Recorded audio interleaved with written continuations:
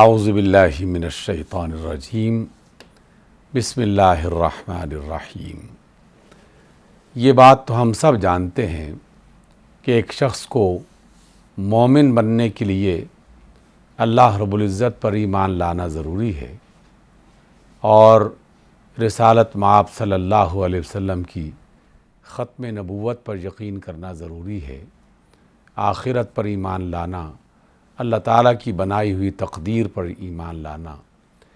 ایمانیات کی ان بنیادی باتوں کو اختیار کرنے کے بعد اللہ رب العزت نے کچھ ایسے کام اہل ایمان کے لیے فرض قرار دے دیے ہیں کہ جب بھی وہ موقع آئے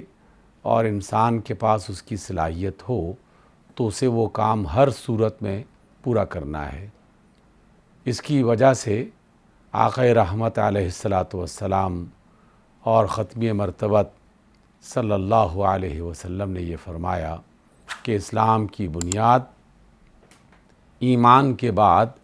ان چیزوں پر رکھی گئی ہے، جس میں ایک نماز کا قائم کرنا اور دوسرا زکوٰۃ کی ادائیگی کا اہتمام کرنا اور تیسرا ماہ رمضان میں روزے رکھنا اور چوتھی وہ بات کہ جس میں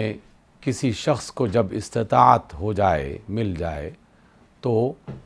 اللہ تعالیٰ کے پہلے گھر جو جناب آدم علیہ السلام نے جس کی بنیاد رکھی اور مختلف مراحل سے گزرتے ہوئے بالآخر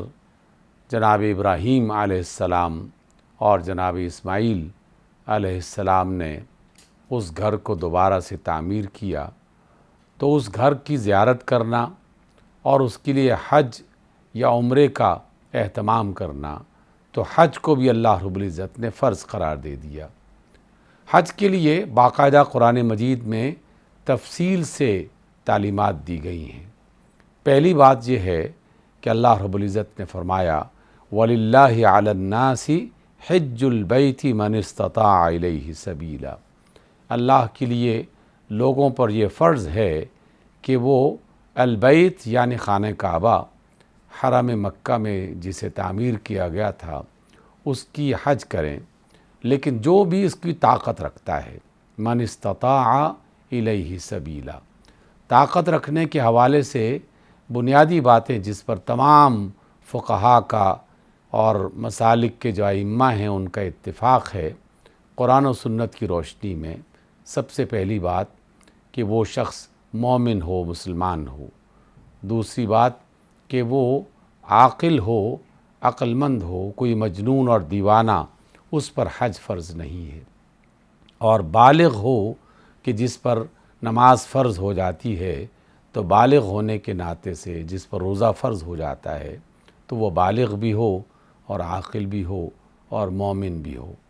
اور تیسری بات کہ اس کے اندر یہ استطاعت ہو کہ وہ اپنے علاقے سے حرم کعبہ کا سفر کر سکے، وہاں آسانی سے حج کے ایام گزار سکے اور پھر واپس اپنے گھر میں بھی سلامتی کے ساتھ آ سکے۔ اس اعتبار سے اس کا صحت مند ہونا یہ بھی اس کی استطاعت میں شامل ہے، راستے کا پرامن ہونا یہ بھی اس کی استطاعت میں شامل ہے۔ مثلاً ایک شخص کے پاس پیسے بھی ہیں، صحت مند بھی ہے، لیکن جنگ کے حالات ہیں جس کی وجہ سے راستے مسدود ہو گئے ہیں اور وہ حرم کعبہ میں حج کے لیے نہیں جا سکتا، تو اب اس پر حج فرض نہیں ہے، یا وہ اتنا بوڑھا ہو گیا ہے اور صحت اتنی کمزور ہے کہ وہ مناسک حج کے لیے نہ سفر کر سکتا ہے نہ ان مناسک کو ادا کر سکتا ہے، تو اس پر حج فرض نہیں ہے۔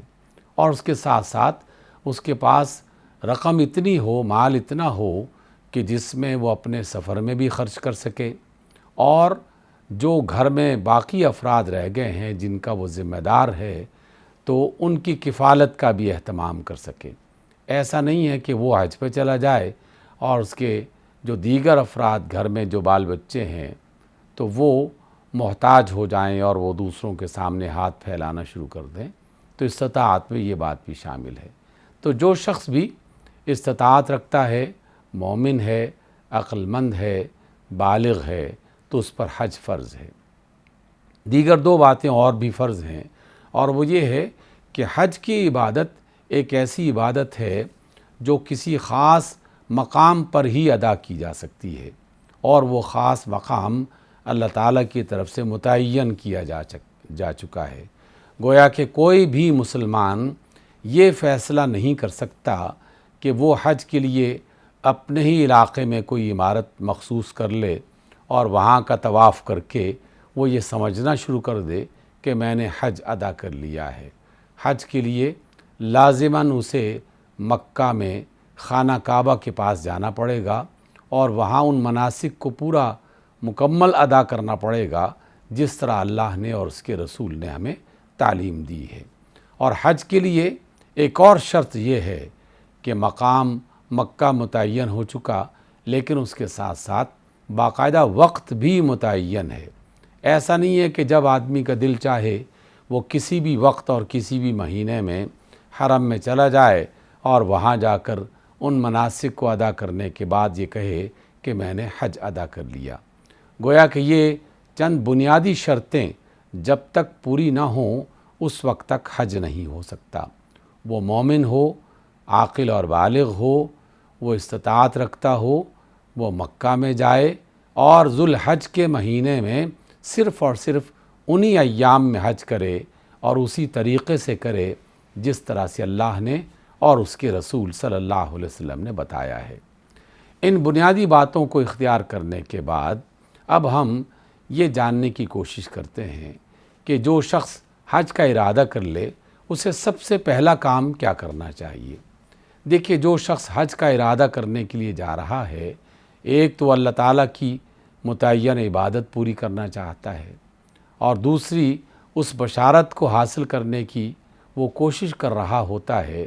کہ جس میں آقا رحمت علیہ الصلوۃ والسلام نے فرمایا کہ جس نے حج اس انداز میں پورا کیا کہ اس میں کوئی گناہ نہیں کیا، کوئی غلطی نہیں کی، تو جب وہ حج مکمل کر چکے گا تو وہ ایسا ہوگا کہ جیسے کوئی شخص،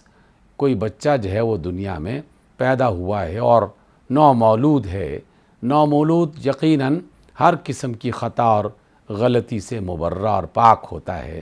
تو اللہ تعالیٰ ایسے حج کرنے والے فرد کے سابقہ تمام گناہوں کو معاف کر دیتا ہے۔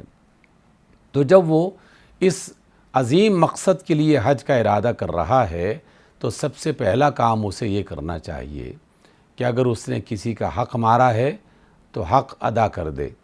اگر اس نے کسی کے پیسے دینے ہیں تو پیسے ادا کر دے، اگر اس کے ذمہ کوئی ایسا کام ہے کہ جس کے بغیر وہ اس سے بری ذمہ نہیں ہو سکتا تو وہ کم از کم اس کام سے پورا اتر جائے اور اس کے بعد پھر وہ حج کا ارادہ کرے۔ اور دوسرا اہتمام یہ کرنا ہے کہ وہ اپنے مال کا جائزہ لے کہ جس مال کو وہ حج کے سفر کے لیے اور وہاں کے اخراجات کے لیے استعمال کرنا چاہتا ہے،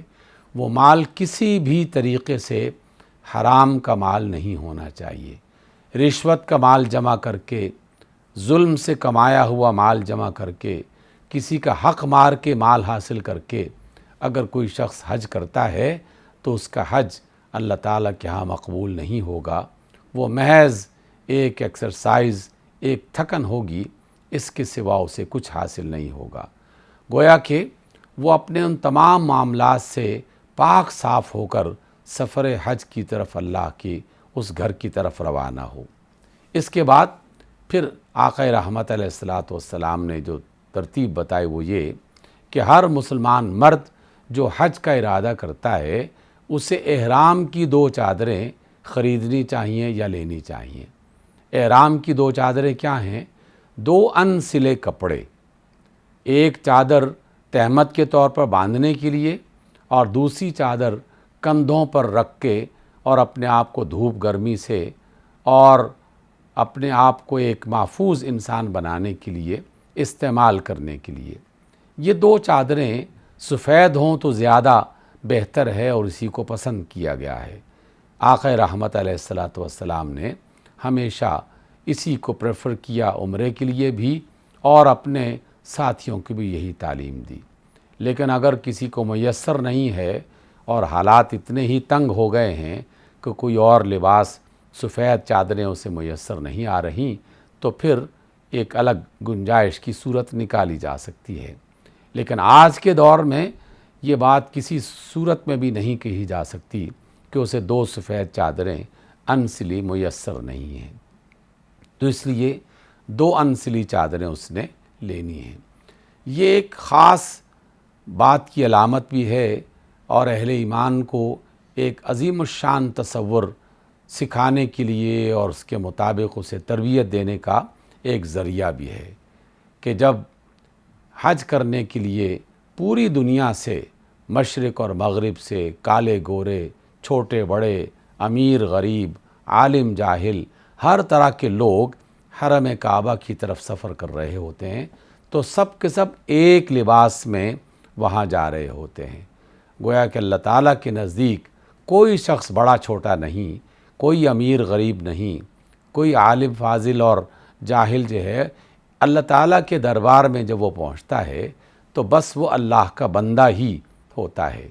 ان ھذہ امتکم امۃ واحدہ، یہ تمہاری امت ہے، ایک امت ہے۔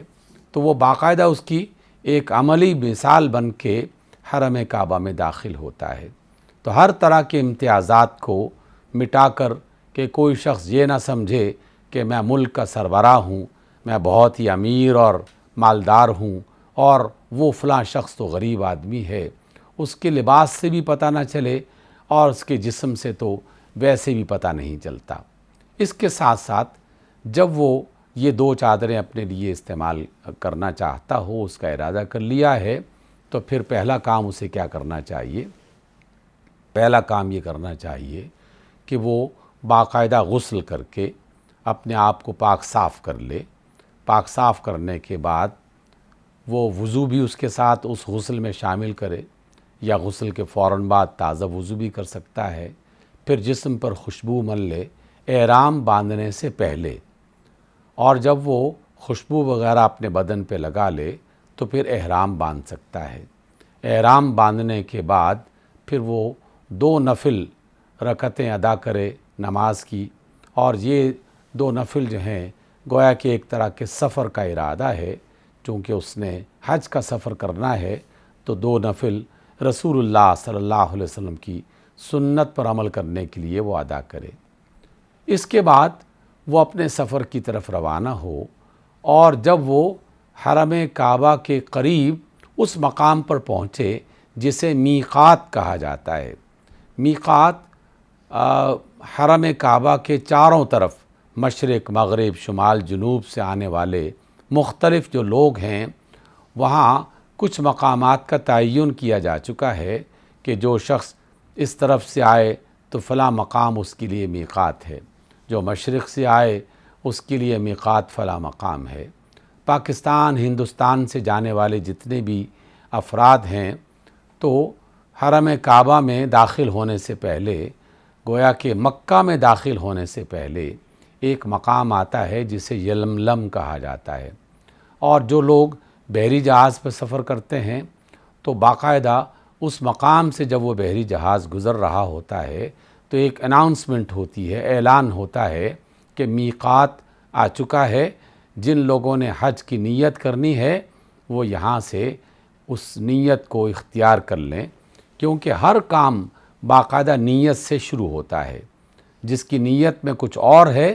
تو اللہ تعالیٰ اس کام کو اس طرح سے مقبول نہیں کرتا یا قبول نہیں کرتا۔ تو وہاں میقات پر اس نے نیت کرنی ہے کہ اے اللہ، میں تیری رضا کے لیے تیرے فرض کیے ہوئے حج کو ادا کرنے کی نیت کرتا ہوں۔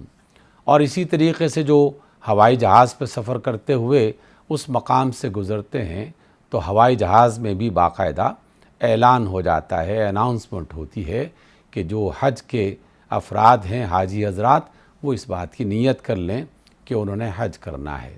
حج کی پھر 3 کیفیات ہمارے سامنے آتی ہیں جو آقا رحمت علیہ الصلوۃ والسلام کی بتائی ہوئی ہیں۔ 3 نوعیتیں ہیں۔ ایک حج کو حج تمتع کہا جاتا ہے۔ تمتع عربی زبان میں فائدہ اٹھانا یا اس سے استفادہ کرنا، اس کے لیے کہا جاتا ہے۔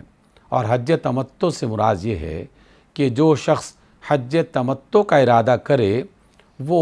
احرام باندھ کے اپنے حج کی طرف روانہ ہوگا اور حرم کعبہ میں جا کر عمرہ ادا کرے گا، اور عمرہ ادا کرنے کی تفصیل ابھی آپ کے سامنے رکھی جاتی ہے۔ عمرہ ادا کرنے کے بعد وہ اپنا احرام کھول دے گا، اور جب تک حج کے ایام نہیں آتے وہ ایک عام فرد کی طرح مکہ میں زندگی بسر کر سکتا ہے۔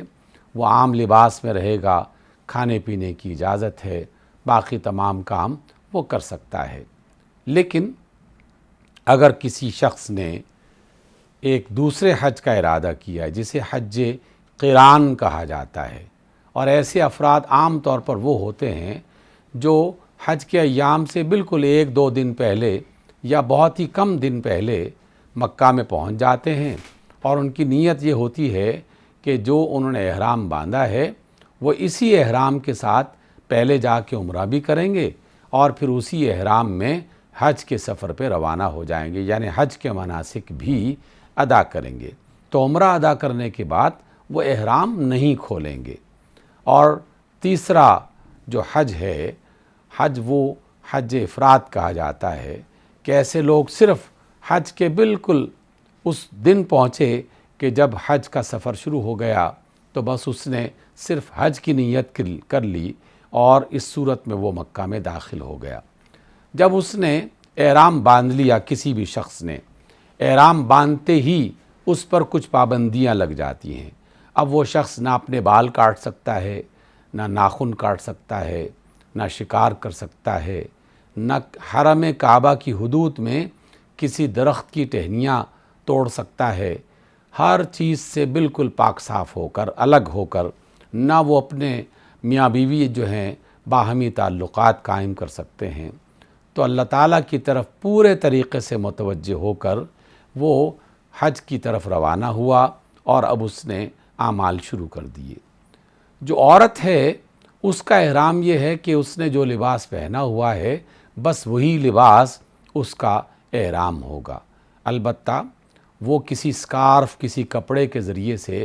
اپنے سر کے بال ڈھانپ لے اور اپنے سینے کو ڈھانپ لے، لیکن اپنا چہرہ وہ کھلا رکھے۔ یعنی حج کرنے والی عورت وہ اپنے چہرے کو نہیں چھپائے گی، اور حج کرنے والا مرد وہ عام لباس بھی نہیں پہنے گا، بلکہ صرف 2 چادریں اس نے ایک تہمت کے طور پر باندھ لی اور دوسری کندھوں پر رکھ لی ہے۔ اس کے بعد جیسی اس نے نیت کی تو بلند آواز میں مرد حضرات تلبیہ کہیں گے، اور تلبیہ کا مطلب ہے کہ بلند آواز میں لبیک اللہم لبیک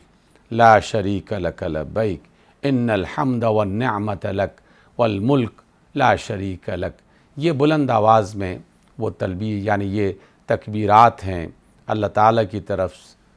متوجہ ہو کر وہ لبیک کہتا ہے کہ حاضر ہوں، اے اللہ میں حاضر ہوں، یقیناً بادشاہت تیرے لیے ہے، تیرا کوئی شریک نہیں ہے، ساری نعمت اور بادشاہت صرف اور صرف تیرے ہی لیے ہے، تیرا کوئی شریک نہیں ہے، میں حاضر ہوں، اے میرے رب میں حاضر ہوں۔ تو یہ باقاعدہ وہ تلبیہ کہتے ہوئے حرم کعبہ کی طرف رخ کرتا ہے۔ جب تک وہ حرم کعبہ میں داخل نہیں ہو جاتا اسے مسلسل یہ تلبیہ اور تسبیحات پڑھتے رہنا چاہیے بلند آواز میں۔ البتہ جو خواتین ہیں یہ اپنے دل میں دھیمی آواز میں، ہلکی آواز میں اسی تلبیہ کو دہرائیں گی۔ جب وہ حرم کعبہ میں داخل ہوں، اور اگر ممکن ہو تو سب سے بہتر ہے کہ باب السلام سے حرم کعبہ میں داخل ہوا جائے، لیکن مختلف سمتوں سے آنے والے لوگ کسی بھی دروازے سے حرم میں داخل ہو سکتے ہیں۔ حرم میں داخل ہوتے ہی جب پہلی نظر خانہ کعبہ پہ پڑے تو وہاں کچھ دیر کھڑے ہو کر جتنی دعائیں اللہ تعالیٰ کے حضور پیش کی جا سکتی ہیں وہ دعائیں پڑھے، اللہ تعالیٰ کی بزرگی کا، اس کی تسبیح کا اظہار کرے، اپنی بندگی کا اظہار کرے، اپنے اللہ سے جو طلب کرنا چاہتا ہے، جو مانگنا چاہتا ہے وہ طلب کرے، وہ مانگے۔ اللہ تعالیٰ کو ایسے بندے پسند ہیں کہ جو اپنے رب سے طلب کرتے ہیں، اپنے رب سے مانگتے ہیں۔ اللہ تعالیٰ کو اپنے سوا دوسروں سے مانگنے والے لوگ پسند نہیں ہے، لیکن اللہ کو اپنے آپ سے مانگنے والے یعنی اللہ سے مانگنے والے لوگ وہ زیادہ پسند ہیں۔ اس لیے جو بھی دل میں ہے ہر اس اچھی بات کی خواہش اللہ کے حضور پیش کی جائے، اور سب سے بہتر یہ ہے کہ جب بھی آپ دعا کریں تو اللہ کی تعریف الحمدللہ رب العالمین، اللہ اکبر اور اس طرح کی جتنے بھی کلمات ہیں وہ ادا کیے جائیں۔ اس کے ساتھ رسول اللہ صلی اللہ علیہ وسلم پر درود بھیجا جائے، کثرت سے درود بھیجتے چلے جائیں، آپ کی دعائیں یقیناً خود بخود قبول ہوتی چلے جائیں گی۔ اس کے بعد اپنا رخ حجر اسود کی طرف لے کے جائیں، یعنی آپ حجر اسود جس مقام پر ہے اس طرف کا رخ اختیار کریں، اور حجر اسود کے قریب پہنچ کر اگر موقع ہے تو اپنے ہاتھ سے یا اپنے ہونٹوں سے باقاعدہ اس کو بوسہ دیا جائے۔ ہونٹوں سے بوسہ نہیں دے سکتے تو اپنے ہاتھ کو اس سے مس کر کے آغاز کیا جائے۔ ایسا بھی نہیں ہے تو محض اشارہ کرتے ہوئے حجر اسود کی طرف بلند آواز میں بسم اللہ اللہ اکبر کہا جائے، اور اینٹی کلاک وائز جس طرح باقی تمام لوگ وہاں طواف کر رہے ہوں گے اسی طرح یہ فرد بھی جو حج کرنے والا ہے وہ طواف کا آغاز کرے گا۔ آغاز اس نے جو ہے وہ حجر اسود سے کرنا ہے، اور حجر اسود اس کے الٹے ہاتھ میں بائیں ہاتھ میں ہوگا۔ اگر وہ ہاتھ سے ٹچ کر سکتا ہے، مس کر سکتا ہے تو کر لے، نہیں کر سکتا تو محض اشارے سے سیدھے ہاتھ سے اشارہ کرے اور بسم اللہ اللہ اکبر کہے اور اپنا آغاز کر لے۔ پہلے 3 چکروں میں اگر یہ ممکن ہو سکے، اور یہ زیادہ بہتر ہے کہ وہ جو احرام کی چادر جو اس نے اوپر اوڑھ رکھی ہے وہ اپنے سیدھے کاندھے کے نیچے سے بغل سے نکال کر اور الٹے کاندھے پر اسے ڈال لے، اس کو استباق کہا جاتا ہے۔ تو اس صورت میں وہ پہلا چکر شروع کرے، اور پہلے چکر میں، دوسرے چکر میں، تیسرے چکر میں، تینوں چکروں میں وہ نسبتاً زیادہ پرجوش انداز میں اور اس انداز میں وہ طواف شروع کر دے گویا کہ کوئی ایسا شخص جیسے ہمارے ہاں جاگنگ کی جاتی ہے، ہلکے انداز میں جاگنگ کرتے ہوئے وہ ایک جوان مرد کی طرح، ایک جوان شخص کی طرح وہ طواف کر رہا ہے۔ خواتین البتہ ایک مناسب انداز میں یہ طواف کر سکتی ہیں۔ اور جب وہ پہلا طواف کرتے ہوئے حجر اسود سے اس نے آغاز کیا اور رکن یمانی پر پہنچا تو رکن یمانی میں خانہ کعبہ کا جو کونا ہے اگر اسے ہاتھ سے چھو سکتا ہے تو ٹھیک، نہیں چھو سکتا تو محض اشارہ کرتے ہوئے آگے بڑھنا شروع کر دے، اور اب رکن یمانی سے لے کر حجر اسود کے درمیان کا جو حصہ ہے وہاں ربنا آتنا فی الدنیا حسنہ وفی الآخرۃ حسنہ وقنا عذاب النار دیگر دعاؤں کے ساتھ اس دعا کو بطور خاص اس نے دہرانا ہے، اور دہراتے دہراتے حجر اسود کے بعد کے پاس پہنچ جائے گا، اور جہاں ایک بار پھر اگر بوسہ دینے کی فرصت ہے تو بوسہ دے کے دوسرے طواف کا آغاز کرے گا، اور اگر نہیں تو ہاتھ کا اشارہ کر کے یا ہاتھ کو مس کر کے بسم اللہ اللہ اکبر کہے گا اور دوسرا طواف شروع کر دے گا۔ اسی طریقے سے رکن یمانی پہ آ کے پھر ربنا آتنا یہ والی دعا پڑھے گا، اور حجر اسود پہ دوبارہ تیسرے طواف کی نیت کرے گا، اور اس طریقے سے بسم اللہ اللہ اکبر، اس طرح سے 7 طواف مکمل کرے گا۔ آخری جو 4 طواف ہیں وہ ایک عام انداز میں بالکل تسلی سے، اطمینان سے چلتے ہوئے اور خانہ کعبہ پہ نظر رکھتے ہوئے جو بھی اسے دعائیں یاد ہیں وہ دعائیں پڑھتا رہے، اور اپنے اللہ کے سامنے اپنی بخشش کی اور اپنی مغفرت کی وہ التجائیں کرتا رہے۔ کچھ دعائیں قرآن مجید کی یاد ہیں تو وہ دہرا لے، رسول اللہ صلی اللہ علیہ وسلم کی بتائی ہوئی مسنون دعائیں ہیں تو وہ پڑھ لے۔ تو اس طریقے سے جیسے اس نے 7 چکر مکمل کر لیے تو اب وہ مقام ابراہیم، خانہ کعبہ کا جو دروازہ ہے اس کے بالکل سامنے ایک چھوٹا سا، بالکل چھوٹا سا مینار قد آدم کے برابر وہ بنا ہوا ہے، اور اسے مقام ابراہیم کہا جاتا ہے۔ تو مقام ابراہیم کے پیچھے کھڑے ہو کر جہاں بھی اسے موقع ملے وہ 2 رکعت نماز پڑھے اللہ تعالیٰ کے خانہ کعبہ کی طرف منہ کرتے ہوئے، اور جو بھی اللہ تعالیٰ اسے نماز میں عبادت کی صورت عطا کر رہا ہے، تسبیحات کو پڑھنے کی توفیق دے رہا ہے، وہ یہ کام کرے۔ اب 2 نفل ادا کر لیے اس نے، اب اس کے بعد قریب ہی میں جہاں کہیں آب زمزم موجود ہو تو وہاں جائے، تسلی سے آب زمزم پیے، اور جب بھی وہ آب زمزم پیے تو اللہ تعالیٰ سے دعائیں کرے، جو بھی اسے دعائیں یاد ہیں۔ البتہ بعض دعائیں مختلف مقامات پر پڑھنے کے لیے آپ کو مختلف کتابچوں میں مل جائیں گی، ان دعاؤں کو یاد کر لیا جائے۔ کم از کم طواف کے آغاز کی دعا، سعی کے آغاز کی دعا، زمزم میں پینے کی دعا، اس طرح کی بعض دعائیں تو لازماً یاد کر لینی چاہیے، اور جو بھی حج کا ارادہ کرے اس کا اہتمام پہلے سے کر لیا جائے۔ اب اس نے پانی پی لیا، اللہ تعالیٰ کا شکر ادا کیا، اب وہ رخ کرے گا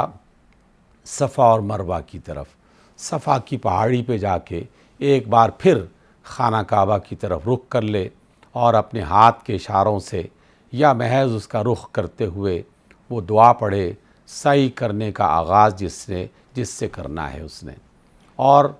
بسم اللہ اللہ اکبر یا دیگر دعائیں مختلف جو بتائی جاتی ہیں وہ آپ کو کتابچوں میں مل جائیں گی۔ وہ دعا پڑھ کے آپ صفا سے مروہ کی طرف چلنا شروع کر دیں، جس طرح باقی حاجی حضرات چل رہے ہوں گے۔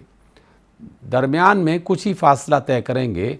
تو آپ کو سبز رنگ کی لائٹس نظر آئیں گی، گرین ٹیوب لائٹس لگی ہوئی ہیں، اور وہاں پر کچھ لوگ نسبتاً تیز انداز میں چل رہے ہوں گے یا دوڑنے والی کیفیت میں ہوں گے، تو آپ بھی انہی کی طرح تیز انداز میں چلیں، اور دوڑتے ہوئے جب وہ دوسری گرین لائٹ آئے تو وہاں پھر نارمل انداز میں چلنا شروع کر دیں، اور مروہ کی پہاڑی تک یا مروہ کے مقام تک پہنچ جائیں۔ مروہ کے مقام پہ کھڑے ہوں اور وہاں پھر دعا پڑھیں، خانہ کعبہ کی طرف رخ کرتے ہوئے دعا پڑھ کے، اور پھر صفا کی طرف آنا شروع ہو جائیں۔ صفا کی طرف جب آئیں گے تو راستے میں ایک بار پھر وہ گرین ایریا جہاں پر لائٹس لگی ہوں گی وہاں پہنچتے ہی تیز قدم چلنا شروع کر دیں یا دوڑنا نسبتاً شروع کر دیں، اور دعائیں پڑھنے کا عمل جاری رہے، اور بالآخر صفا کی پہاڑی یا اس کے مقام تک پہنچ جائیں۔ صفا سے مروہ تک پہنچتے ہوئے تو اور مروہ سے صفا تک آتے ہوئے گویا کہ آپ کے 2 چکر ہو گئے۔ اس اعتبار سے 7 چکر مکمل کرنے ہیں، اور جب آخری چکر ہوگا تو وہ مروہ پہ جا کے ختم ہوگا۔ ان چکروں کے درمیان اس کو سعی کہا جاتا ہے، اور سعی کا معنی ہے محنت، دوڑ دھوپ۔ تو گویا کہ یہ واقعی ایک مشقت والا کام ہوتا ہے، لیکن اس مشقت والے کام میں آپس میں گپ شپ نہیں کرنی، مختلف چیزوں پہ تبصرے نہیں کرنے، صرف اور صرف اللہ کی تسبیح بیان کرنی ہے، دعائیں پڑھنی ہیں، اور مروہ کے مقام پر جب آپ کا آخری چکر مکمل ہو جائے تو اگر تو آپ نے حج تمتع کا ارادہ کر رکھا تھا تو یہاں پر آ کر آپ اپنے سر کے بال منڈوا دیں گے، اور جو خواتین ہیں وہ اپنی چٹیا میں سے ایک انگلی کے برابر وہ کچھ بال کاٹ لیں گی، اس کی سوا انہیں باقی بال کاٹنے کی ضرورت نہیں ہے۔ البتہ مرد حضرات ان کے لیے 2 حکم ہیں یا 2 پرمیشنز ہیں، اجازتیں ہیں، یا تو وہ پورے سر کے بال جو ہے وہ استرے کے ساتھ یا مشین کے ساتھ یا قینچی کے ساتھ۔ ایک کو حلق کہا جاتا ہے جس میں سارے کے سارے بال کاٹ دیے جاتے ہیں، اور ایک کو قصر کہا جاتا ہے جس میں بال تھوڑے تھوڑے کٹوا لیے جاتے ہیں۔ جب یہ بال کٹوا لیے جائیں گے تو اس کے بعد احرام کھولا جا سکتا ہے۔ وہ حج تمتع کرنے والا عام لباس پہن لے گا، اور اس پر احرام کی جو بندشیں ہیں وہ ختم ہو جائیں گی۔ اب اس کے بعد جب 8 ذو الحج شروع ہوگی تو 8 ذو الحج کی مغرب کے وقت یا اس کے آس پاس وہ پھر منا کی طرف ارادہ جو ہے وہ سفر کرے گا۔ منا میں جا کے اپنا پڑاؤ جہاں پر بھی ہے اس کو دیکھ لے، وہاں جا کے وہاں رہے، رات کو پہنچ جائے تو بہت بہتر ہے، لیکن اگر کوئی شخص صبح سویرے بھی 9 ذوالحج کو بھی مینا میں پہنچ گیا تو کوئی حرج نہیں، لیکن زیادہ بہتر ہے کہ 8 ذوالحج ہی کو وہ مینا میں چلا جائے، اور جب 9 ذوالحج ہو تو صبح سویرے وہ عرفات کی طرف رخ کرے اور عرفات میں پہنچ جائے۔ جب وہ عرفات میں پہنچے گا تو جیسی ہی عرفات کی حدود میں داخل ہوگا تو اس کا اصل حج بنیادی طور پر شروع ہوگا، کیونکہ آقا رحمت علیہ السلام نے فرمایا الحج العرفہ، یعنی جو شخص عرفہ میں کھڑا ہوا، وہاں اس نے پورے دن کا قیام کیا تو اس کا حج ہوا۔ جو عرفہ میں نہیں گیا، وہاں اس نے قیام نہیں کیا تو اس کا حج نہیں ہے۔ عرفہ میں جو مسجد وہاں مرکزی مسجد ہے، زیادہ بہتر ہے کہ اس مسجد سے ذرا فاصلے پر رہا جائے، کیونکہ عرفہ کی حدود کے اندر داخل ہونا اور وہاں قیام کرنا یہ زیادہ ضروری ہے۔ تو وہاں وہ اللہ تعالیٰ کی تسبیحات پڑھتا رہے، دعائیں کرتا رہے، تلاوت قرآن کرتا رہے، حتیٰ کہ وہاں خطبہ حج ادا کیا جائے گا۔ خطبہ حج سنیں، اور میدان عرفات میں تمام حاجی حضرات ظہر اور عصر ان دونوں نمازوں کو قصر کی صورت میں جمع کرے گا،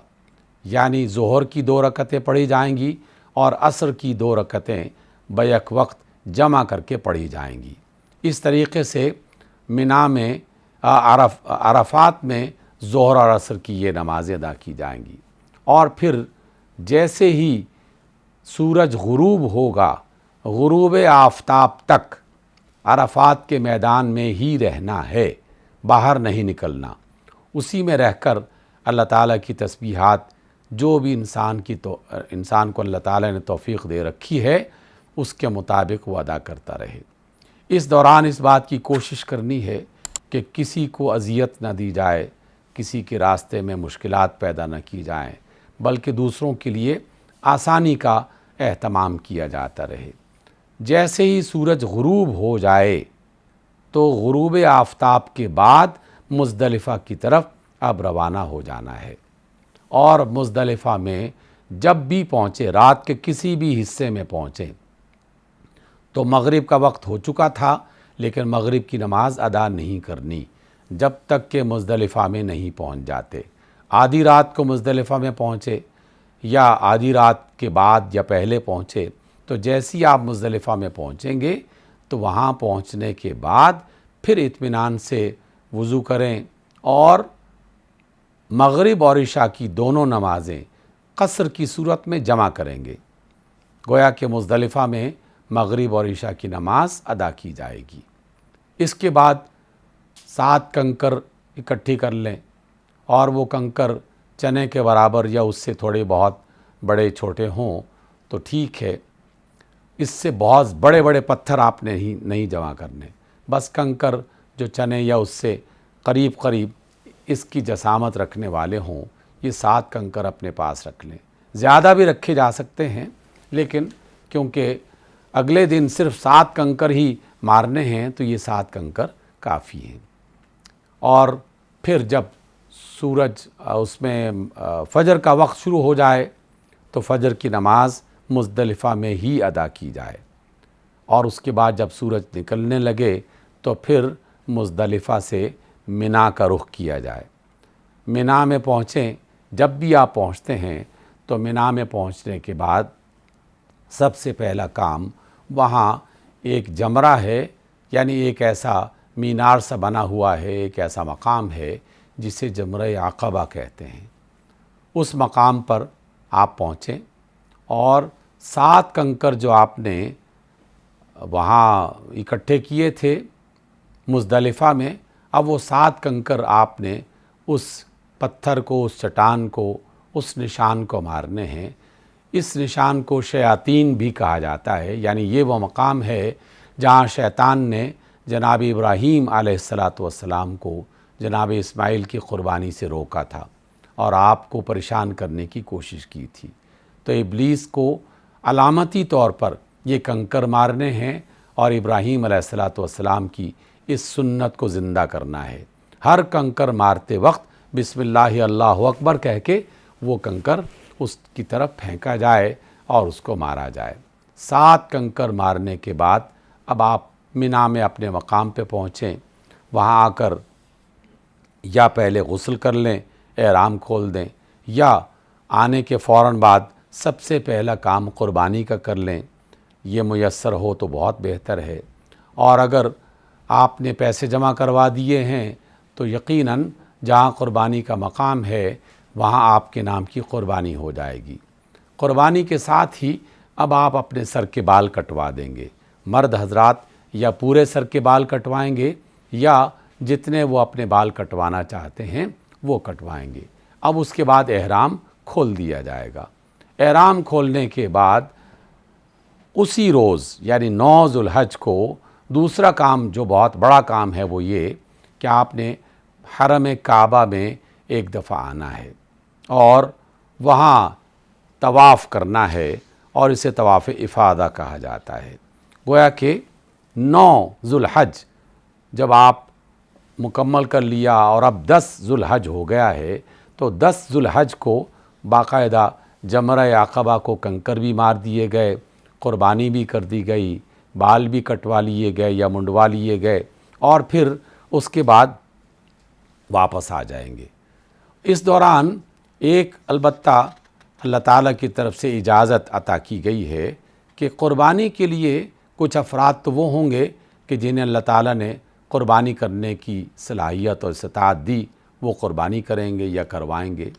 لیکن اگر کوئی شخص قربانی نہیں خرید پایا اور اس کے پاس اتنے پیسے نہیں تھے تو وہ 3 روزے جب یہ حج مکمل کر لے گا تو حرم میں ہی رہتے ہوئے 3 روزے رکھے گا،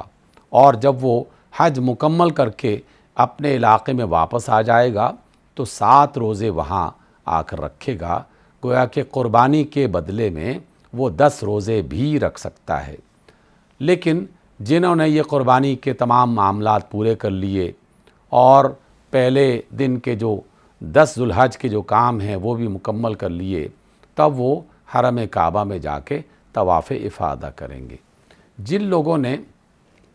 طواف افاضہ سے پہلے یا منا میں آنے سے پہلے 8 ذو الحج کو جب انہوں نے پہلا طواف کیا تھا حرم کعبہ کا، اس دوران صحیح نہیں کی تھی یا براہ راست وہ منا میں آ گئے تھے اور منا سے عرفات میں چلے گئے تھے، تو انہیں طواف افاضہ کرتے ہوئے باقاعدہ سعی بھی کرنی چاہیے، اور زیادہ بہتر یہ ہے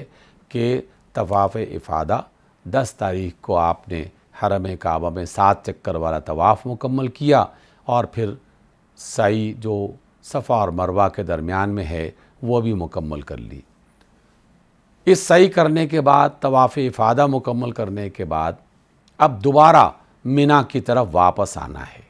اور یہ یاد رکھیے کہ 10 تاریخ کو